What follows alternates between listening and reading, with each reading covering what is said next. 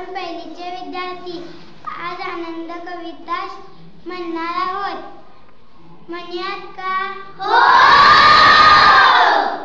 लहान मोठे खूप असावेत छंद,